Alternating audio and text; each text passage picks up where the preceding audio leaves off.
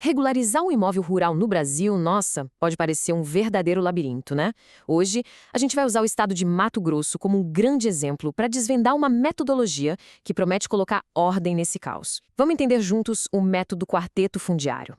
E para começar, vamos direto ao ponto para entender a dimensão do problema. Olha só esse dado. Lá em Mato Grosso, mais de 2.600 títulos de propriedade simplesmente invadem terras indígenas. É, isso mesmo. Quer dizer que um documento que deveria ser uma garantia de direito, na verdade, pode ser o começo de uma briga judicial gigantesca. Isso é a tal da insegurança jurídica na prática. Mas, afinal, por que uma coisa dessas acontece? Bom, a resposta quase sempre está na história do imóvel.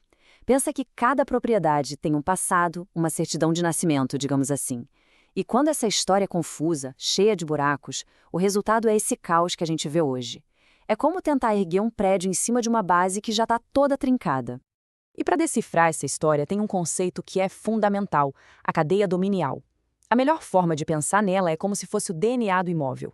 É o registro ali certinho, em ordem cronológica, de todos os donos, todas as transações, todos os atos legais, desde que aquela terra surgiu. Uma cadeia dominial perfeita, sem falhas, é a espinha dorsal de qualquer segurança jurídica. E o impacto de ter uma cadeia com problemas é gigantesco. Dá uma olhada nesse contraste. De um lado, com uma cadeia contínua, tudo certo. O resultado é segurança, é um imóvel que pode ser vendido, financiado, valorizado. Agora, do outro lado, uma cadeia quebrada é só risco. A propriedade fica praticamente travada. Não dá para vender, não dá para pegar crédito e fica vulnerável a todo tipo de disputa. É a diferença clara entre ter um ativo e ter um abacaxi para descascar. Ok, o cenário parece complicado. Então, como é que se organiza esse caos? Como se conserta uma cadeia dominial cheia de falhas para finalmente destravar o valor de uma propriedade? A resposta está em seguir um método bem estruturado. Essa é a pergunta de 1 milhão, certo? Como resolver esse quebra-cabeça? Felizmente, existe um caminho, uma forma de pegar todas essas peças soltas da história de um imóvel e finalmente montar tudo na ordem certa.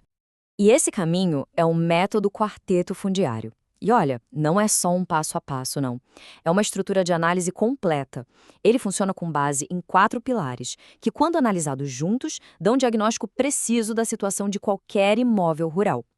E os 4 pilares são esses aqui. Primeiro, território. A pergunta é simples: onde essa terra está? Segundo, ocupação. Quem usa essa terra e de que forma? Terceiro, titulação. Qual é a história legal, a papelada desse imóvel? E, por último, o grande resultado de tudo isso, o desenvolvimento socioeconômico. Vamos mergulhar nos 3 primeiros agora para entender como funciona? Certo, vamos para a parte prática então. Como é que cada um desses pilares funciona na vida real? Começando pelo mais básico, o mais fundamental de todos. O pilar número 1, território. Parece óbvio, né? A pergunta, onde está o imóvel? Mas a resposta para ela é a base de absolutamente tudo. É essa resposta que define quem é o dono original da terra, se é o município, o estado ou a União. E um erro aqui, logo no começo, pode invalidar o processo inteiro lá na frente. E aqui tem o exemplo perfeito de como o pilar território é complexo. A tal da faixa de fronteira. A largura dessa área, que é de controle federal, mudou várias vezes ao longo da história. Vamos pensar num exemplo prático. Um título emitido pelo Estado lá em 1940, a uns 80 quilômetros da fronteira. Naquela época, com a lei daquele tempo, esse título era válido. Mas hoje, essa mesma terra estaria dentro da área federal, que é de 150 quilômetros. Ou seja, um título estadual emitido hoje nesse mesmo local seria inválido. Por isso, a data do título é crucial para saber se ele nasceu válido ou não. É um detalhe que muda tudo. Bom, com o território definido, a gente passa para o pilar número 2. Ocupação. Agora o foco sai do mapa e vai para as pessoas. Porque veja bem, não adianta só ter um papel. É preciso provar como aquela terra é usada no dia a dia, na vida real. A análise aqui é quase um trabalho de detetive, sabe? A ocupação é contínua, sem ninguém contestando. Há quanto tempo isso acontece? Existem provas concretas, tipo fotos antigas, imagens de satélite, documentos? E o mais importante, essa terra não pode estar em áreas que a lei protege, como unidades de conservação ou áreas militares. Resumindo, a ocupação tem que ser real, comprovada e permitida por lei.